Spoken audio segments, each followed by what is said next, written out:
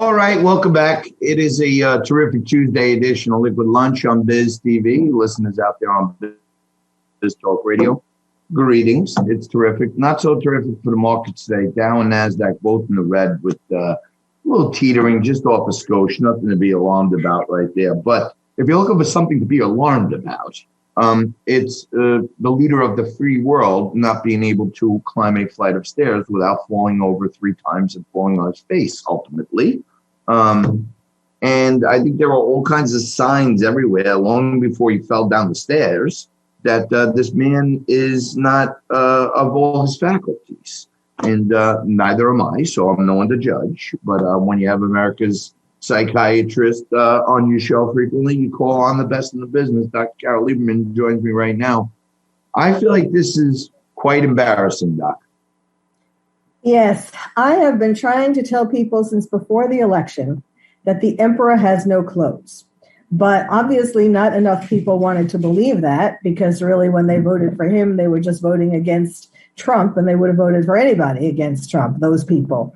But yes, this is alarming at this point, because he's not only slipping down steps, he's been slipping. You know, people have been making jokes about his gaffes and all that. It is too late to be making jokes about that. We really need to call for the 25th Amendment.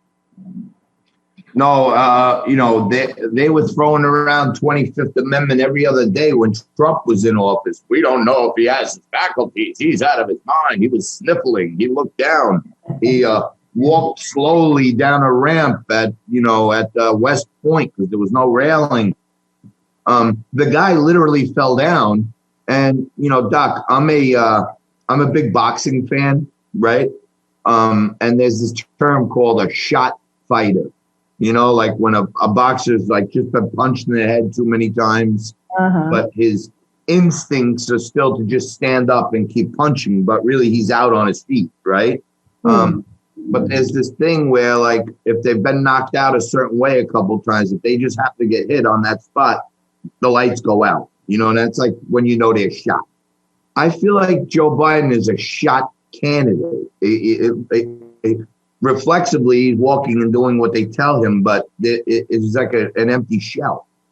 Yes, exactly. Anybody who thinks that he is running this country is deluded. It's Obama and the people behind him. And we really need to do something about it. One of the reasons, I have several reasons for why we need to invoke the 25th Amendment. And one of them, ironically enough, for today is that terrorists have been waiting, till we reopen to come out and start attacking us again. The only reason why there haven't been attacks in America is because there haven't been people out in the streets.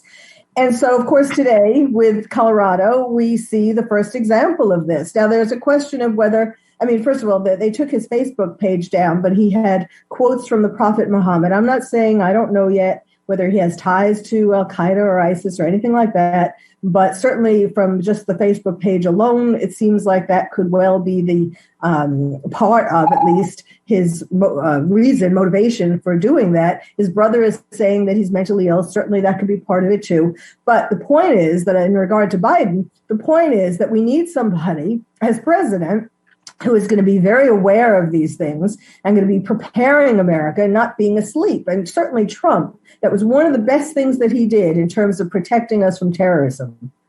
So one of the other things that kind of disgusted me yesterday was they showed this video of Kamala Harris boarding Air Force Two, and you have the soldier there saluting her, and she just blew right past him. She didn't even salute the guy. So, you got one guy who's severely depleted mentally, and then it looks like, the president in waiting has no respect for norms and traditions of the presidency. It's, to me, getting scary by the minute.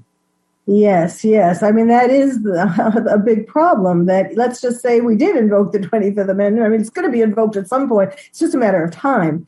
But yes, Kamala Harris is not, is not going to be not really who we want, and not really who people wanted, during the primaries and so on. She was not one of the popular choices. So, and we know, she has her own agenda, Marxist agenda, and lots of other things that we really don't want.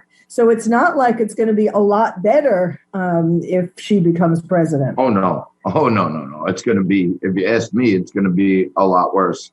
And I just want to switch topics for a minute here. A lot worse it is for kids these days, because during the pandemic, they become more and more and more addicted to their phones. With some estimates say screen times are up 50 or 60% during the pandemic, and kids are picking up new habits. This is not good, Doc, is it? No, it is not good. And of course, it's because they're home, they're locked in, they're not interacting with other kids, they're not going to school for the most part.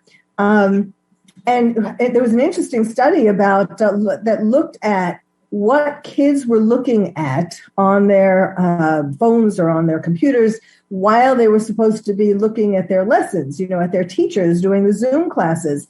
And while they were supposedly paying attention to the teacher, they had all these things open, all the social media apps or sites open, Facebook and all of that. So they weren't paying any attention to the teacher. And now there's a study that proves, we kind of knew that, but now there's a study that proves that, all of these other different apps. And kids don't realize, you must have seen the documentary, The Social Dilemma. Did you see my that? God, of course I did, yes. And we adults don't realize how we are just being used, sold to advertisers. Certainly kids don't realize that. Without question. And, I was reading this just about screen time again. I was reading this article about how a lot of people's sleep patterns are screwy since the pandemic.